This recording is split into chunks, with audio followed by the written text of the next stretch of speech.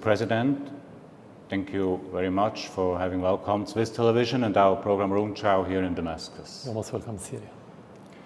First, please allow me to clarify one thing. May I ask you every question? Every question without exception. I'm asking because one of your conditions is that interview is being broadcast in its full version. Are you afraid that we might manipulate your statements? You should answer that question, but I think we should build this relation upon the trust, and I think you are worried about the trust of your audience, so I don't think so. I think you have good reputation in conveying the truth in every subject you try to cover. Do you see it as a lie that the world considers you as to be a war criminal? That depends on what the reference in defining that word. Is it the international law, or is it the Western agenda, or the Western political mood, let's say, that's been defined by vested interest politicians in the West? According to the international law, as a president and as government and as Syrian army, we are defending our country against the terrorists that have been invading Syria as proxies to other countries. So if you want to go back to that word, the war criminal, I think first one who should be tried under that title are the Western officials, started with the George Bush who invaded Iraq without any amendment from the Security Council. Second, Cameron and Sarkozy, who invaded Libya and destroyed Libya without amendment from the Security Council. Third, the Western officials who are supporting the terrorists during the last 5 years in Syria, either by providing them with political umbrella or supporting them directly with armaments, or implementing embargo on the Syrian people that's led to the killing of thousands of Syrian civilians. But we are here to talk about your role in this war.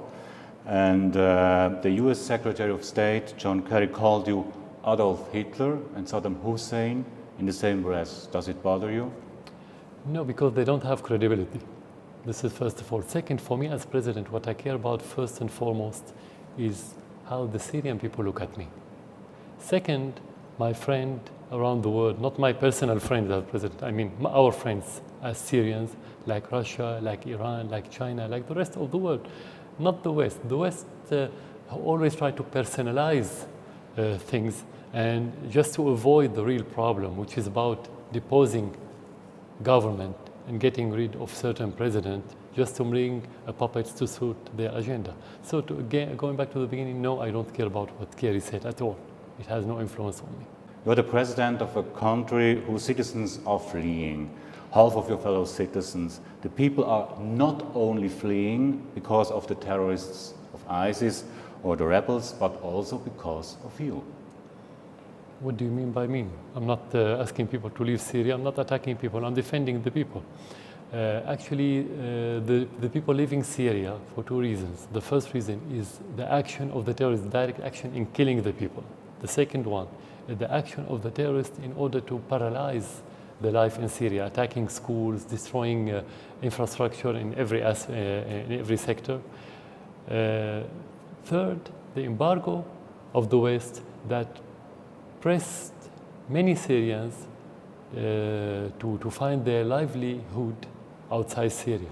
These are the main reasons. If you can see that the second factor and the third factor are related, I mean the role of the terrorists and the West in undermining and hurting the livelihoods of the Syrian is one, and let's say is commonality between the terrorists and Europe. When you speak of terrorists, who do you mean by that? Surely ISIS, but also the Free Syrian Army or the Kurds? What I mean is like what you mean as a Swiss citizen. If you have anyone who carry machine guns or armaments and killing people under any titles and committed vandalism, destroying public or private properties, this is terrorist. Anyone who adopt political way in order to make any change he wants, this is not a terrorist. You can call him opposition, but you cannot call somebody who is killing people or holding armaments, you cannot call him opposition in your country in my country as well. But you don't have any free opposition in your country. Of course you have. Of course you have. You have real opposition. You have people who live in Syria, who their grassroots are the Syrian people. They're not opposition who were forged in other countries like France or UK or Saudi Arabia or Turkey. We have them. And you can go and meet them and deal with them with your camera. You can do that yourself. How do you explain to your 3 children what is happening in Aleppo? I'm sure that you're discussing about it at the family table. Yeah, of course, if I'm going to explain to them, I'm going to explain about what's happening in Syria, not only in Aleppo, taking into consideration that my children are full grown now. They understand what's going on in Syria. But if you want to explain to them or to any other child what's happening, I'm going to explain about the role of the terrorists, about the role of Qatar, Turkey, Saudi Arabia in supporting those terrorists with money, with logistic supports, and the role of the West in supporting those terrorists either through armament or through helping them with the propaganda and the publicity. I'm going to explain to them in full what's going on. Do you, as a father, also say you have nothing to do with the bombardments of the hospitals in Aleppo? Look, when they say that we are bombarding the hospital, it means that we are killing civilians. That's the meaning of the word. The question, why would the government kill civilians, whether in hospitals or in streets or schools or anywhere? You are talking about killing Syrians. When we kill Syrians as a government or as army, the biggest part of the Syrian society will be against us. You cannot succeed in your war if you are killing civilians. So this story and this narrative is a mendacious narrative, to be frank with you. Of course, unfortunately, every war is bad war, and every war have innocent victims, whether children, women, elderly, any other civilian, any other innocent who's not part of this war, he could pay the price. This is unfortunately. That's why we have to fight terrorism. When we don't say that, it's like saying, according to that question or to that narrative that you may reflect in your question, that the terrorists, Al-Qaeda, Al-Nusra, ISIS, are protecting the civilians, and we, as government, are killing civilians. Who can believe that story? No one. But who else got airplanes or bunker-busting bombs besides your army? It's like you're saying that everyone who's killed in Syria was killed by the airplanes or aircraft, military aircraft. The majority of the people were killed by mortars shelled by the terrorists on them while they are at schools, in their hospitals, in the streets, anywhere else. It's not related to the aerial bombardment. Sometimes you have aerial bombardment against the terrorists, but that doesn't mean that every bomb that fell somewhere was by airplane or by the Syrian army. If you are talking about specific incident, let's say, we have to verify that specific incident, but I'm answering you in general now. But you have the power to change the situation also for the children in Aleppo. Of course, that's why... Will you do that? Exactly, that's our mission according to the Constitution, according to the law, that we have to protect the people, that we have to get rid of those terrorists from Aleppo. This is where we can protect the civilians. How can you protect them while they are under the control of the terrorists? They've been killed by them and they've been controlled fully by the terrorists. Is it our role to sit aside and watch? Is that how we can protect the Syrian people? We need to attack the terrorists. That's self-evident. May I show you a picture? Of course.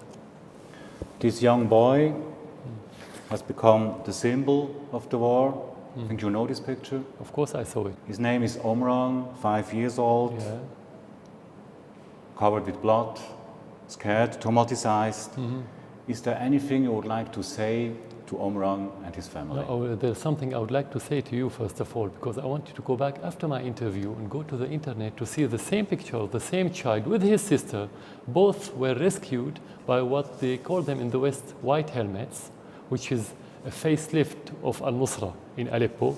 They were rescued twice, each one in different incident, and just as part of the publicity of those white helmets. None of these incidents were true. You can have it manipulated, and it is manipulated. I'm going to send you those 2 pictures, and they are on the internet. Just to see that this is a forged picture, not a real one. We have real pictures of children being harmed But this one in specific is a forged one.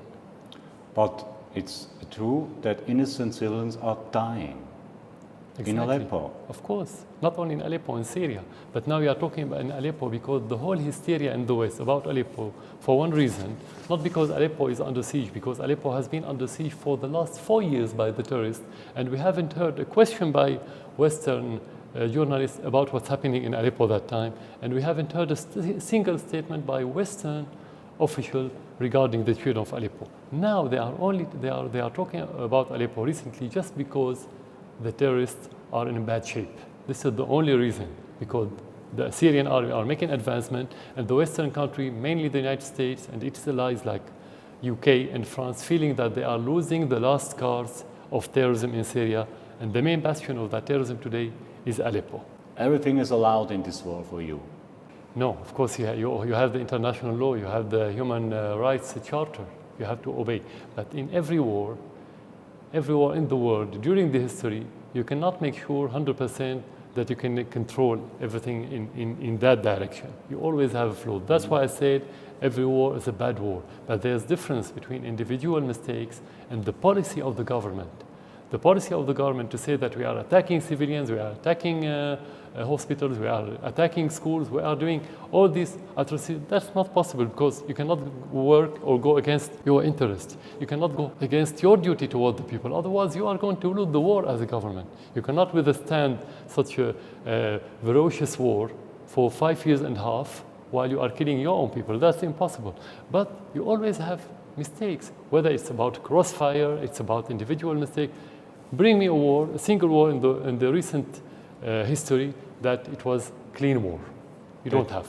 Do you have made any mistakes too in this war? As president, I defined the policy of the country. According to our policy, the main pillars of this policy during the crisis is to fight terrorism, which I think is correct, and we're not going to change it, of course. To make dialogue between the Syrians, and I think which is correct. The third one, which is proven to be effective during the last 2 years, is the reconciliations, local reconciliations with the militants who has been holding machine guns against the people and against the government and against the army. And this one has again proven that it's a good step. So these are the pillars of this policy. We cannot talk about mistake in this policy. You can talk about mistakes in the implementation of the policy that could be related to the individuals. You still believe in a diplomatic solution? Definitely, but you don't have something called diplomatic solution or military solution. You have solution, but every conflict, it has many aspects. One of them is security, could be like in our situation, and the other one is the political acts or aspect of this solution. For example, if you ask me about how can you deal with Al-Qaeda, with Al-Nusra, with ISIS, is it possible to make negotiations with them? They won't make. They're not ready to. They wouldn't. They have their own ideology, repugnant ideology. So you cannot make political solution with this part. You have to fight them. You have to get rid of them. While if you talk about dialogue, you can make dialogue with two entities. The first one, political entities, any political entities, whether with or against or in the middle, and with every militant who is ready to give in his armament for the sake of the security or stability in Syria. Of course, we will believe in it. There are news from Russia about a short humanitarian pause in Aleppo on Thursday. What does it mean, this humanitarian pause? Can you explain? Yeah, it's a short halting of operations in order to allow the humanitarian supply to get into different areas in Aleppo, and at the same time to allow the civilians who wanted to leave the terrorist-held areas to move to the government-controlled area. Is this really a step, an important step? Of course, it is an important step at the beginning, but it's not enough. It's about the continuation. How can you allow those civilians to leave? The majority of them wanted to leave the area held by the terrorists, but they won't allow them. The others shoot them, or they kill their families if they leave that area. Russia is on your side. What does it mean for you? No, it's not on my side. It's on the international law side. It's on the other side, which is opposite to the terrorist sides. This is the position of Russia, because they wanted to make sure that the international law prevails, not the Western agenda in toppling every government that doesn't fit with their agendas. They wanted to make sure that the terrorism doesn't prevail in that area that would affect negatively the Russians themselves, Russia itself as a country, and Europe and the rest of the world. That's what it means for Russia to stand beside the legitimate Syrian government and the Syrian people. Mr. President, you use chemical weapons and barrel bombs in Syria against your own population. These are UN reports. You can't ignore it. You're talking about two different issues. The chemical issue, it was proven to be false, and they haven't a shred of evidence about the Syrian army using chemical weapons, particularly before we give up our arsenal in 2013. Now we don't have it anyway. Before that, it was fiction, because if you want to use such mass destruction armament, you're going to kill thousands of people on one incident, and we didn't have such an incident. Besides that, we wouldn't use it because you're going to kill your own people, and that's against your interests. So this is a false allegation. We don't have to waste our time with it. You live in Syria. There's traditional war, but there's nothing related to mass destruction armament. But the UN report is not a fiction. The UN report never has been credible, never. And because they put reports based on allegations, based on other reports, on forged report, and they say this is a report. Did they send a delegation to make investigation? They sent one in 2013, and it couldn't prove at all that the Syrian army used chemical weapons. This is first. The second, which is more important, the first incident happened at the beginning of 2013 in Aleppo, when we said that the terrorists used chemical weapons against our army, and we invited the United Nations to send delegation. We did. And that time, United States opposed that delegation because they already knew that this investigation, of course, if it's impartial, is going to prove that those terrorists, their proxies, used chemical armaments against the Syrian army. Regarding the barrel bomb, I want to ask you what the definition of barrel bomb. If you go to our army, you don't have in our record something called barrel bomb. So how do you understand it? Just want to know how I can answer you.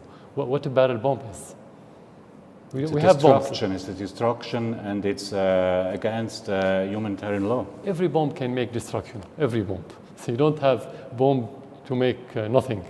So this is a word that's been used in the West as part of the Western narrative in order to show that there's indiscriminate bomb that's been killing civilians indiscriminately, and that oppose the Western narrative. I'll show you the contradiction.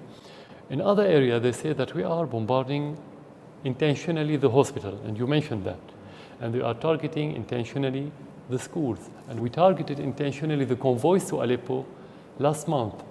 Those targets need high precision missiles. So they have to choose which part of the narrative. We either have indiscriminate bombs, or we have high precision bomb.